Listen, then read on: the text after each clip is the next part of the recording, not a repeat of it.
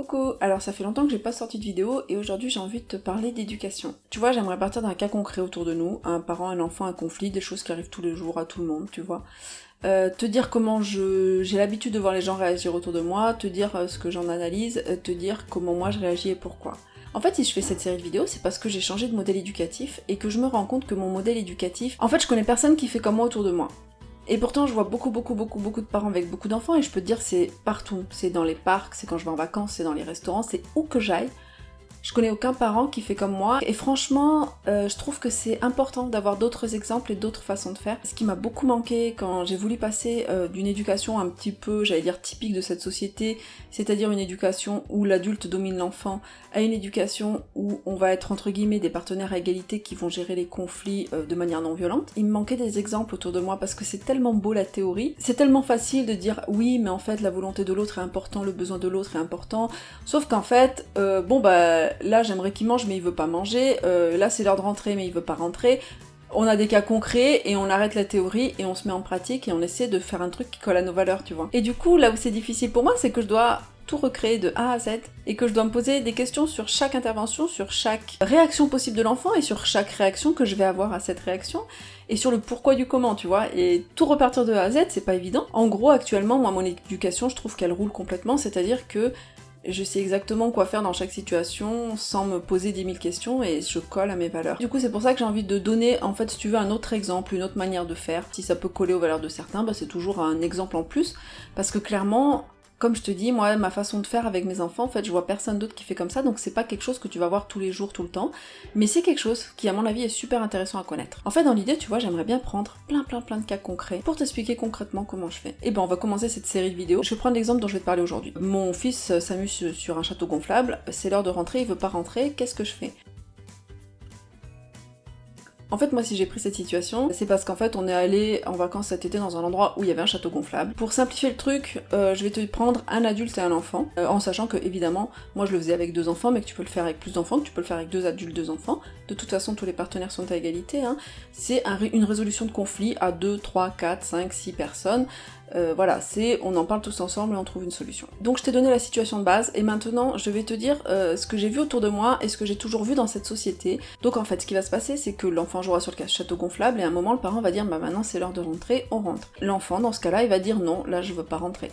À partir du moment où l'enfant dit qu'il ne veut pas partir du château gonflable, ce qu'on va voir, c'est qu'on va voir un parent qui va essayer plusieurs stratégies plus ou moins violentes pour forcer l'enfant à partir. Je sens un rapport de force. C'est-à-dire que le parent, même quand il va être doux, en fait ça va être une violence douce, et j'aime pas, tu vois, ces termes ils sont un peu bizarres. Essayer de le faire obéir en étant gentil, en se disant que la plupart du temps peut-être ça va marcher, mais que les fois où il obéira pas quand il faut être gentil, et ben en fait on va être de plus en plus menaçant, pour lui faire comprendre qu'il va falloir obéir à un moment ou à un autre. Je vais quand même te donner plusieurs exemples concrets pour que tu vois le truc. Le parent dit que c'est l'heure de partir, l'enfant ne veut pas partir, on va voir l'enfant qui pleure, l'enfant qui est en colère, l'enfant qui résiste plus ou moins, parce qu'en fait il y a des enfants qui vont être tristes mais qui vont se résigner, qui vont venir quand même, il y en a qui vont essayer de résister au maximum et plus ça montera en violence, plus ils vont dire bon bah ok je le fais, il y en a qui vont simplement refuser de partir, qui vont dire il est hors de question et qui vont continuer à s'amuser en rigolant sans prendre en compte le parent.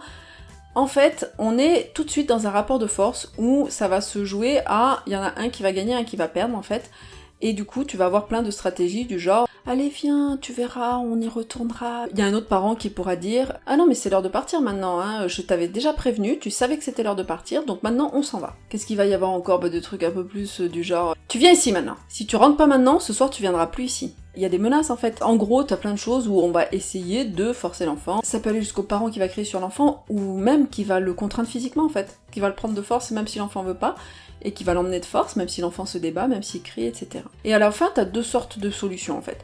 Soit l'enfant il vient, soit il vient pas. En fait, s'il vient, ce sera jamais avec plaisir. C'est-à-dire que, en gros, il va se soumettre, et il va être plus ou moins résigné. Ça va aller d'une résignation passive à de toute façon je suis tellement habituée à être dominée que même si j'ai pas envie c'est comme ça. Et il sera résigné et il viendra assez facilement. Ça peut aller à un je viens mais je montre que j'ai pas envie de venir mais je viens quand même, tu vois. Je me sens dominée mais j'ai pas la force de dire non. Du coup moi j'ai pas du tout envie de rentrer dans ce genre de rapport avec mes enfants et j'ai pas du tout envie de leur apprendre cette manière de fonctionner. Tu vois, si je veux analyser ça, moi je pense qu'il y a des choses qui sont très importantes qui manquent dans ces situations. La première chose qui manque clairement, dans tous les cas que j'ai vus, c'est le besoin du parent. Je te parle de besoin en termes de communication non violente, c'est-à-dire que le parent n'a pas besoin que l'enfant rentre. En fait, un besoin propre à toi, c'est quelque chose d'universel, et c'est quelque chose qui n'implique jamais une personne X ou Y. C'est jamais j'ai besoin que tu fasses ça. C'est plutôt j'ai un certain besoin, et j'aimerais que tu fasses ça pour combler ce besoin.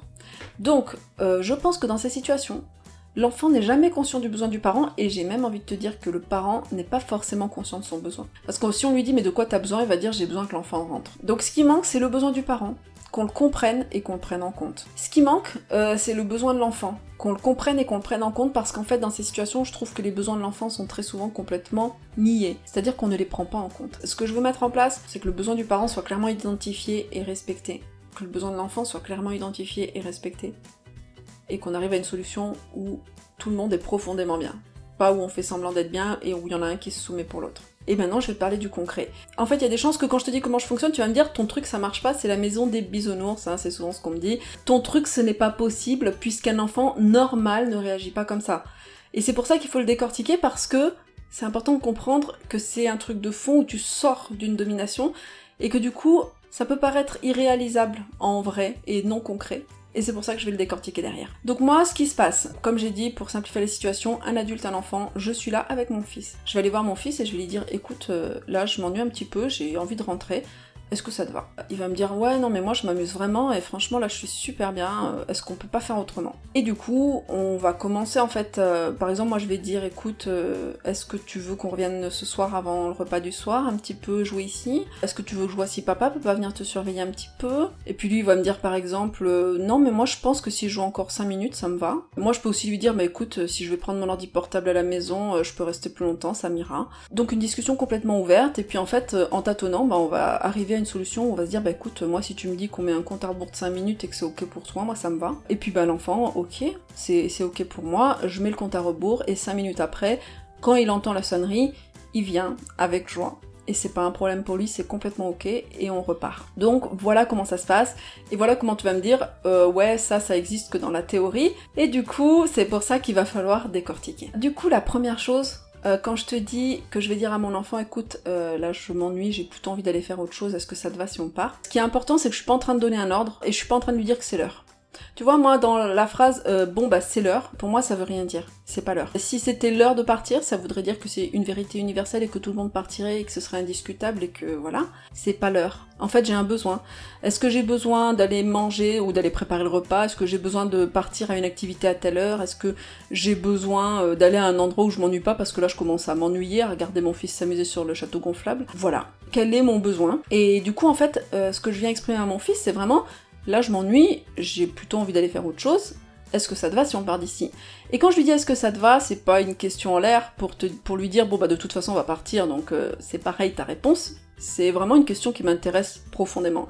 C'est-à-dire que j'ai vraiment envie de savoir ce qu'il ressent et ce qu'il en pense. S'il y a les réactions de mon enfant en face qui sont celles-ci aussi, c'est que ça fait des années qu'on fonctionne d'une manière où il se sent profondément pris en compte, et où du coup en fait pour lui il est complètement libéré et ouvert, il est pas du tout sur la défensive en fait. Quand je viens lui dire écoute là j'ai envie de partir, qu'est-ce que t'en penses, il est très ouvert parce qu'il sait que je vais pas le forcer derrière.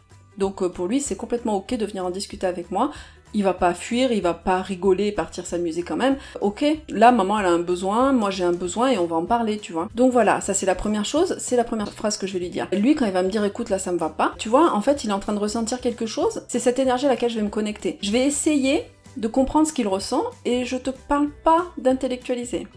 Parce que justement au début je faisais peut-être l'erreur d'intellectualiser parce que je lisais des méthodes et tout, et je me disais ok, il faut que tu comprennes que l'enfant il est triste parce qu'il a pas envie de partir. Je pense que ça a complètement mieux marché au moment où j'ai arrêté de me dire je pense que l'enfant il est triste parce que... En fait c'est comme si t'as déjà vécu le même genre de situation et tu sais ce qu'il ressent l'enfant parce que tu l'as déjà vécu, t'as déjà vécu quand t'étais enfant ça. Par exemple que tu voulais pas partir d'un endroit mais qu'on te dit qu'il faut partir.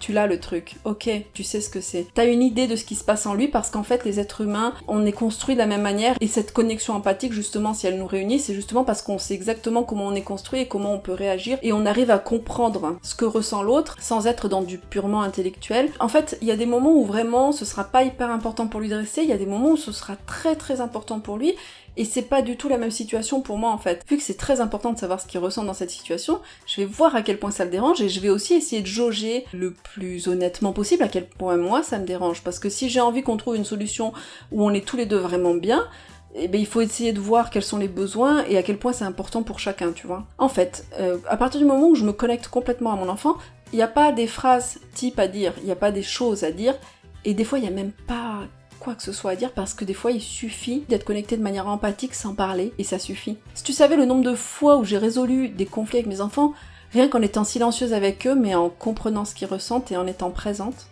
et ça suffit. Du coup ce qui est vraiment important c'est le fond, c'est pas ce que tu dis, c'est pas la méthode, tu vois, c'est je suis présente avec toi, je comprends ce que tu ressens est légitime. Et maintenant, j'aimerais aussi que tu comprennes ce que je ressens. Et du coup, cette méthode, si elle fonctionne bien aussi, c'est que le fait que je me connecte empathiquement à lui et que je comprenne profondément ce qu'il ressent, c'est ce qui va lui permettre de se connecter empathiquement à moi et de comprendre ce que je ressens. Ça vient assez naturellement.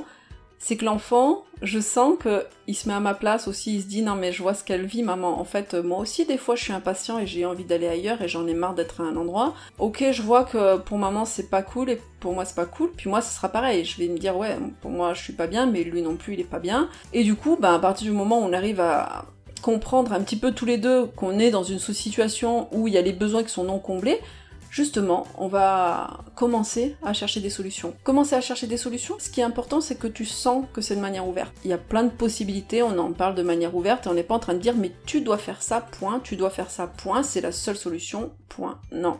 Ok, une discussion ouverte, avec une solution qui se trouve à deux. Et tu vois, ce que je te dirais aussi de faire attention en tant qu'adulte, c'est que quand tu dis la solution « bon bah ça te va si je mets un compte à rebours de 5 minutes », être hyper attentive et hyper dans l'empathie à « est-ce qu'il va pas te dire oui ?»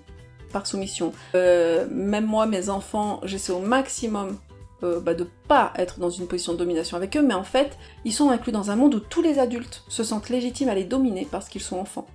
Du coup, c'est pas parce que moi je vais les prendre en compte qu'ils vont se libérer de ça, parce qu'en fait, quelque part, ils ont intégré le fait que dans cette société, quand t'es un enfant, c'est l'adulte qui te domine, c'est normal. Donc du coup, ça aussi c'est une difficulté, c'est, vu qu'on est inclus dans cette société, même le moment où je vais dire est-ce que ça te va, je vais être hyper attentive parce que des fois il va me dire ouais c'est bon. En fait quand tu me dis ça, j'ai l'impression que tu me dis que ça te va mais que ça te va pas vraiment. Vraiment moi j'ai envie que tu sois bien. Si t'es pas bien c'est pas la peine. J'ai vraiment envie que tous les deux on soit bien, tu vois. Vraiment reprendre le truc, pas hésiter à prendre un peu de temps, mais c'est vrai que ils sont tellement conditionnés par tous les adultes qui leur disent « ta place d'enfant est inférieure à la mienne ». Tu vas pas juste les libérer parce qu'une fois tu les prends en compte, et même si tous les jours tu les prends en compte, tu vas pas les libérer si facilement, parce que tout le monde leur dit dans cette société que leur place est inférieure, tu vois. Et après, ça, c'est pour les enfants, mais c'est aussi dans plein d'autres contextes.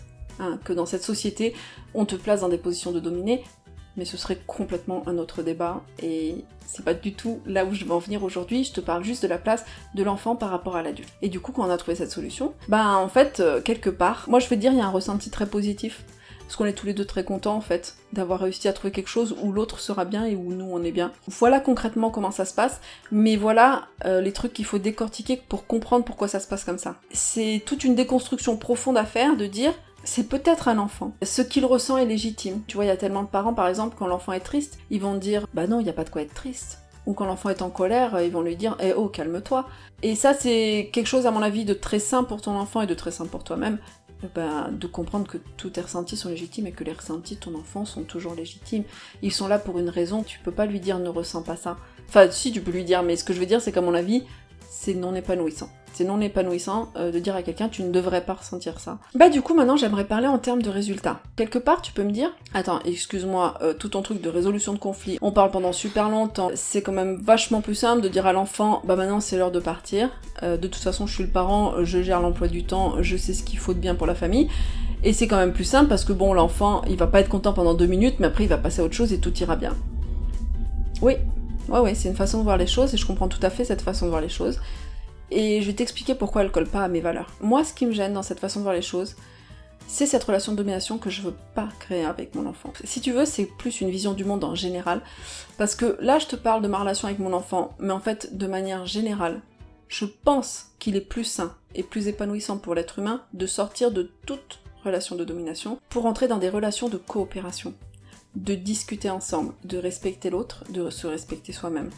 Et du coup, si tu veux, c'est un peu une manière de voir le monde, et j'ai l'impression que justement, Je vais aller vers cette société-là, notamment en inculquant à mes enfants qu'on peut faire autrement que des relations de domination. Pour moi, en fait, toutes ces réflexions autour de l'éducation, en fait, c'est des choses qui vont coller à mes valeurs, à la vie que je veux construire et à la société que j'aimerais construire aussi.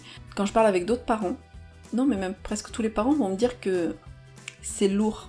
La relation avec leur enfant, elle est lourde. Elle est pas facile à gérer. Je pense sincèrement qu'elle est lourde parce qu'elle est empreinte de domination et de rapport de force. Et je pense sincèrement que au final, même si quelque part ça a l'air plus simple de te dire tu le domines et c'est fini, on passe à autre chose, c'est pas si simple que ça parce qu'il y a des choses qui restent. Et parce que justement, une relation pas basée sur le rapport de force, je la trouve beaucoup plus apaisée, même si tu auras de temps en temps des conflits. Quand tu résous le conflit, t'es bien. C'est-à-dire qu'au moment où je pars du château gonflable avec mon fils, quand on a trouvé la solution ensemble, on est tous les deux bien et on est tous les deux en train de partager des moments agréables. Quand tu pars du château gonflable avec ton enfant qui est pas bien et qu'il est là genre à faire la gueule et que t'arrives à la maison et que en fait il va t'en rebalancer une dès qu'il aura l'occasion, ou alors il va oublier, mais quelque part sa relation à toi, elle sera plus la même parce qu'à chaque fois que tu vas lui donner un ordre, il va se sentir dans cette obligation de soit obéir, soit se rebeller, comme s'il avait que deux choix de force, soit être dominé, soit être dominant, tu vois. Bon, écoute, j'espère que cette vidéo, elle va te donner d'autres exemples possibles justement sur des façons de faire. Hésite pas à me dire si t'as plein d'autres situations sur lesquelles tu veux que je te dise comment je réagis. Et puis après, bah écoute, c'est propre à chacun. Mais je trouve que c'est toujours intéressant de savoir qu'il y a d'autres façons de faire qui existent. Et à mon avis, il est possible d'éduquer ses enfants sans domination de l'adulte sur l'enfant. Je le vis tous les jours, en tout cas j'ai l'impression de le vivre tous les jours. Voilà, j'espère que ça va te faire réfléchir, j'espère que ça te donne une nouvelle vision, j'espère que tu pourras en prendre des choses. Et puis comme d'habitude, n'hésite pas à t'abonner, à liker, à commenter, à partager. Je te laisse mes réseaux sociaux. Et puis je te souhaite une très belle journée, et puis je te dis à très bientôt.